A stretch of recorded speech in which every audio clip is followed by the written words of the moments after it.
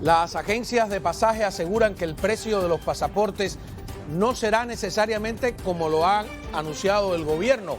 También han prometido permitir que los exiliados, que ellos llaman la emigración, puedan vivir en la isla sin mayor trámite durante un periodo de 1 año y de 6 meses para la esposa y los hijos, lo que explicaría en parte por qué vuelven a exigir pasaporte a los que salieron antes de 1971. Hablaremos del tema porque no todo está claro ni aclarado. Muy buenas noches a todos ustedes, bienvenidos a Fondo.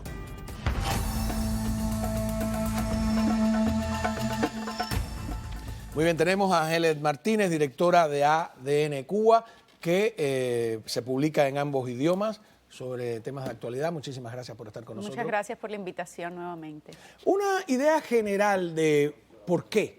¿Por qué? Bueno, yo creo que lo resume la falsedad del tuit que emitió Díaz-Canel diciendo que este era el intento de ellos de responder al exilio, que ahora le llaman diáspora, ¿no? A los que son así como medias tintas, los que no son frontales, es la diáspora para ellos. Y de estrechar las relaciones con este exilio que se ha ido de Cuba. Y esto no es más que un intento de dar una imagen de apertura a la comunidad internacional, una imagen de apertura a Washington, de que están suavizando. Realmente sabemos que no hay ningún diálogo, no hay una participación, el exilio no puede participar, los cubanos que han dejado Cuba no tienen voz ni voto, pero hay todo un interés en lograr suavizar la imagen a nivel internacional, tener una influencia en Washington, que puedan dar este velo de que hay ciertos cambios, de que están respondiendo y flexibilizando, y además un intento de levantar el turismo. Ellos necesitan que vuelvan a ir las personas, que se vuelva a invertir en Cuba. Recordemos cuando Obama el engagement, que aquí hubo una fiebre del regreso.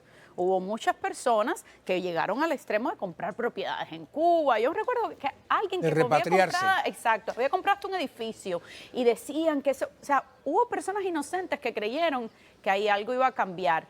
Ese régimen necesita volver a tener ese flujo de inversión.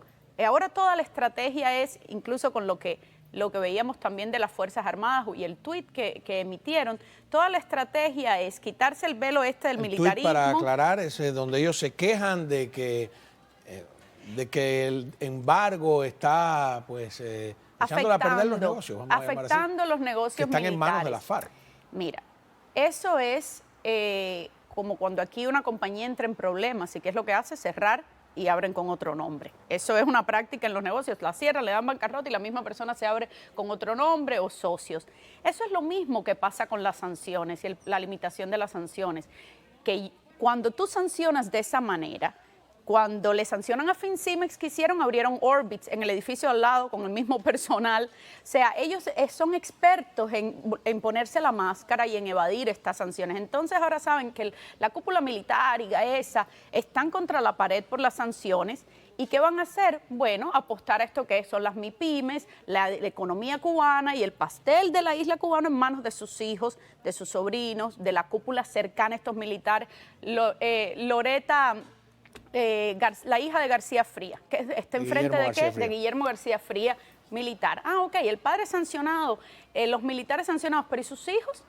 Sus hijos son los que están al frente de Aylalcón, en el caso de ellos, de la exportación de los caballos finos, ¿dónde está Santiago de Cuba? ¿Cuántos reportes no hay del hijo de Almeida, los negocios en Santiago de Cuba?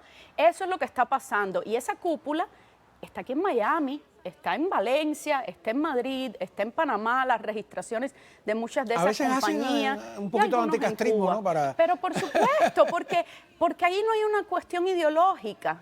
Ya no es ni siquiera que defiendan ideológicamente eso, es la corrupción que vimos con Rusia, con la Unión Soviética cuando cambió, que la cúpula de la KGB, las mafias que surgieron que venían entrenadas de la KGB, existe una mafia y existe el crimen dentro de la comunidad cubana. Ahora, pero ni siquiera parece ser que lo de la cifra de los $180 por pasaporte es exacto, porque son las propias agencias las que están diciendo no.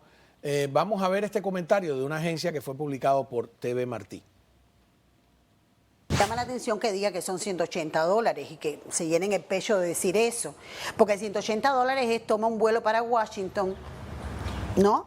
Y párate en la embajada y que te lo hagan por $180, eso tampoco va a suceder. Entonces el precio puede oscilar yo calculo que entre $230 a $250. Por supuesto va a ser una ganancia, para el que tiene que hacerse un pasaporte nuevo, se van a ahorrar unos $200.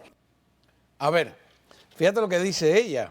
Es verdad, 180 tendrías que ir, según si es así, personalmente hasta Washington, claro. Y agregar el precio del pasaje, el precio de te tienes que quedar en un hotel, aunque sea un día. Yo he estado volando a Washington y me he tropezado cubano que le he preguntado, ¿dónde vas? Me dice, no, voy a renovar el pasaporte o voy a hacer un trámite allí de manera personal en el consulado, que es el pequeño edificio ese cuadrado siniestro que está frente a la embajada.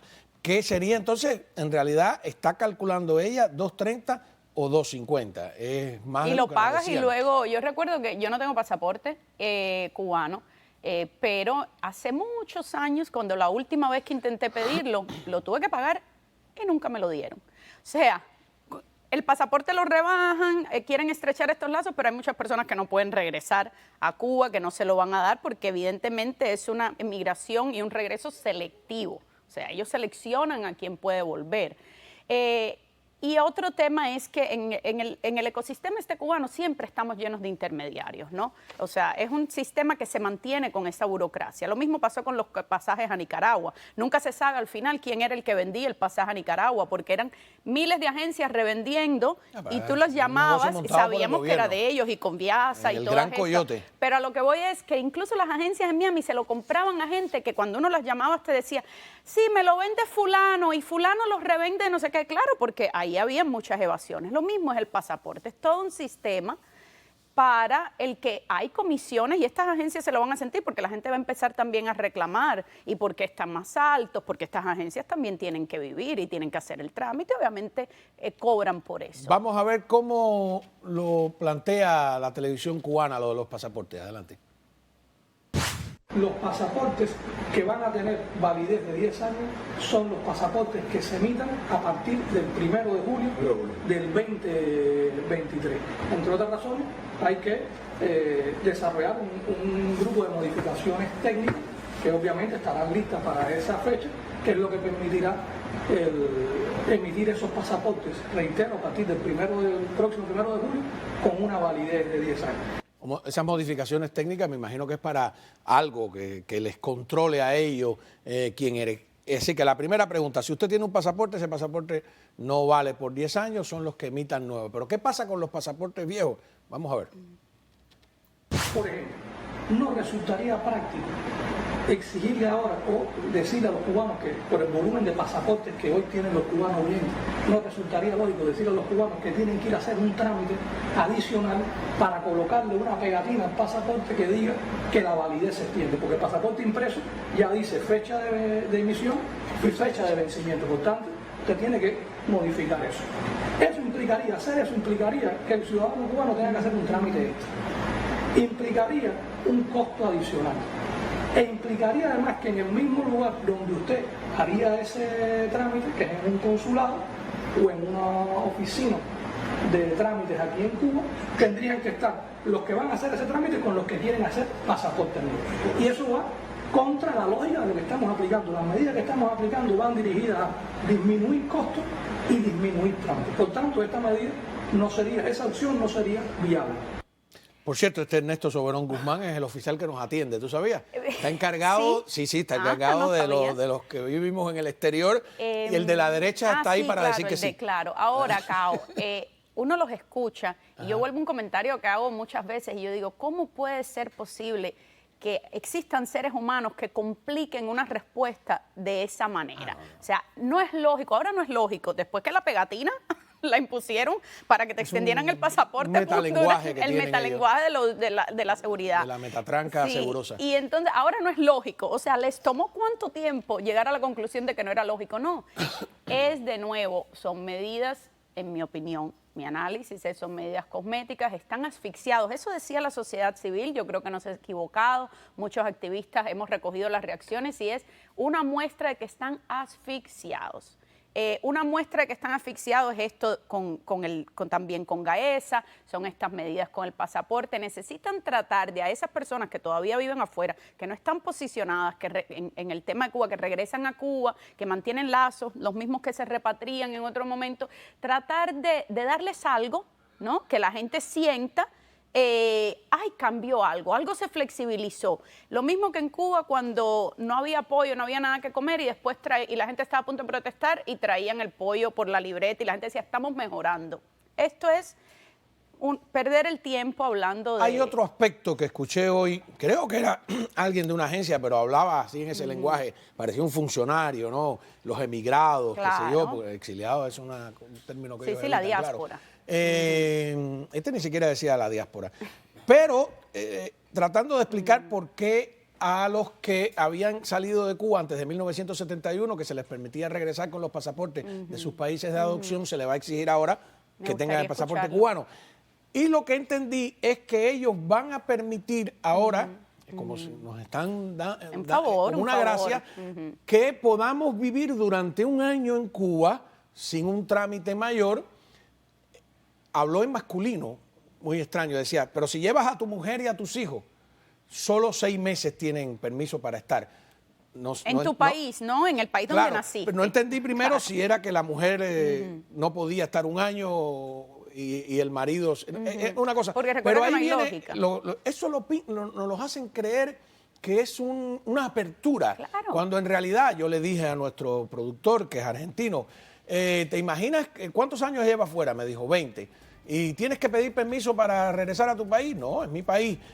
¿Qué pasaría si el gobierno te dice que solo puedes regresar durante un año? O sea, es una arbitrariedad.